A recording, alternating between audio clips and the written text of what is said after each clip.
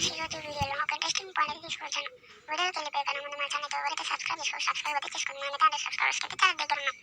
వీడియోకి వెళ్ళిపోదాం. టాలీవుడ్లో ఎంతోమంది యాక్టర్స్ ఉన్నారు, కానీ నెంబర్ 1 ప్లేస్ వెళ్ళడానికి ఇద్దరు యాక్టర్స్ అయితే చాలా కష్టపడుతున్నారు. ఎందుకు వీళ్ళిద్దరు పేరు చెప్తున్నా అంటే వీళ్ళిద్దరికి ఉన్న రికార్డ్స్ ఏ రోజుకైతే లేవు. అవేవో చూద్దాం.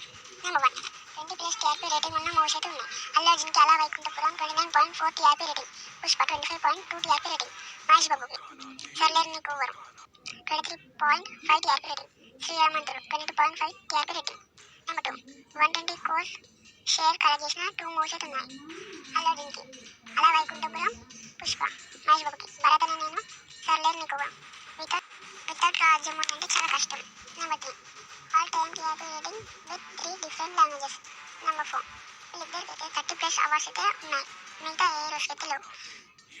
వీళ్ళిద్దరిలో ఎవరైతే ఫస్ట్ ప్లేస్కి వెళ్తారనుకుంటున్నారో కామెంట్ చేయండి. ఇలాంటి ఫిల్మ్ అప్డేట్స్ గురించి మన ఛానల్ అయితే సబ్స్క్రైబ్ అయితే తీసుకోండి.